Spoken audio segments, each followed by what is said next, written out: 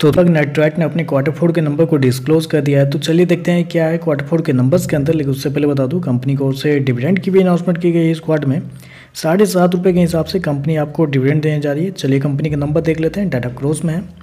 तो देखिए पिछले क्वार्टर में कंपनी ने 1903 करोड़ का रेवेन्यू जनरेट किया था ऑपरेशन के थ्रू। पिछले साल की बात करते हैं तो 2126 करोड़ के आसपास, जबकि अभी देखें तो कंपनी का रेवेन्यू 2180 करोड़ आपको जाता हुआ देखने को मिला। तो साल दर साल जाते हैं तो साल दर साल कंपनी के रेवेन्यू के अंदर तेजी आपको देखने को मिली। लगभग बोल सकते हैं 2.5% के आसपास का जंप है कंपनी के रेवेन्यू के अंदर साल दर साल। जबकि क्वार्टरली बेस पे जाते हैं तो क्वार्टरली बेस पे एक अच्छी खासी तेजी आपको देखने को मिल रही है। लगभग बोल सकते हैं आप 15% के आसपास का जंप आपको देखने को मिला। तो कंपनी का रेवेन्यू साल दर साल क्वार्टर क्वार्टर बढ़ता हुआ देखने को मिला। लेकिन याद रखिएगा, केमिकल सेक्टर की कंपनी है तो आपको साल दर साल ही जज करना है, क्वार्टरली बेस पर आपको जज नहीं करना है। कंपनी शो कितना किया, 2180 करोड़ के आसपास का रेवेन्यू इस क्वार्टर में, जबकि मार्केट का जो अनुमान था वो तो लगभग बोल सकते हैं 1950 करोड़ के आसपास। तो मार्केट के अनुमान से तो बेहतर आपको देखने को मिल रहा है। चलिए खर्चे क्या निकलते हैं वो देखते हैं। तो देखिए पिछले क्वार्टर में 1790 करोड़ खर्च किए थे, पिछले साल 1875 करोड़, जब कभी देखें तो 1923 करोड़ आपको देखने को मिल रहा है।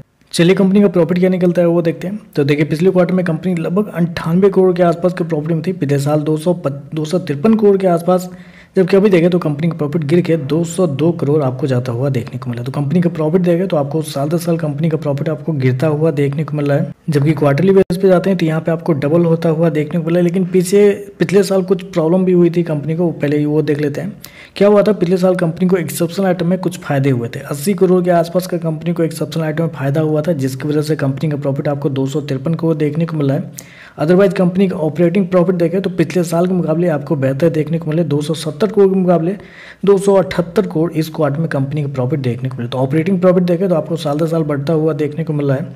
तो याद रखिएगा, कंपनी के एक्सेप्शनल आइटम की वजह से कंपनी का प्रॉफिट पिछले साल ज़्यादा था। कंपनी शो किया 202 करोड़ के आसपास का प्रॉफिट इस क्वार्टर में, जबकि मार्केट का अनुमान था लगभग बोल सकते हैं आप 140 करोड़ के आसपास ही। तो मार्केट का अनुमान से तो बेहतर आपको देखने को मिल रहा है।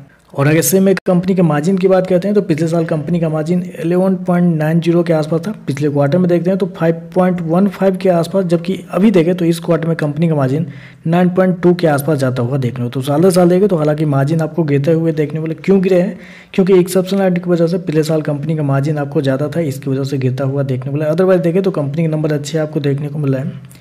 ईपीएस की बात करते हैं तो देखिए पिछले क्वार्टर में ₹7.19, पिछले साल देखते हैं तो ₹18.61, अभी देखें तो ₹14.84 आपको देखने को मिले। तो ओवरऑल देखा जाए तो मेरे हिसाब से नंबर तो अच्छे आपको देखने को मिले। रेवेन्यू प्रॉफिट सारा कुछ देखें तो आपको बढ़ता हुआ देखने को मिला है। एक्सेप्शनल आइटम हटा देते हैं, उसके बाद कंपनी के नंबर बहुत शानदार आपको देखने को मिले। तो ओवरऑल देखें तो नंबर अच्छे हैं। बाकी देखते हैं मार्केट इस पर कैसे रिएक्ट करता है। आज के लिए बस इतना है। वीडियो पसंद आए तो लाइक कीजिएगा, साथ में साथ चैनल को सब्सक्राइब जो कीजिएगा। धन्यवाद।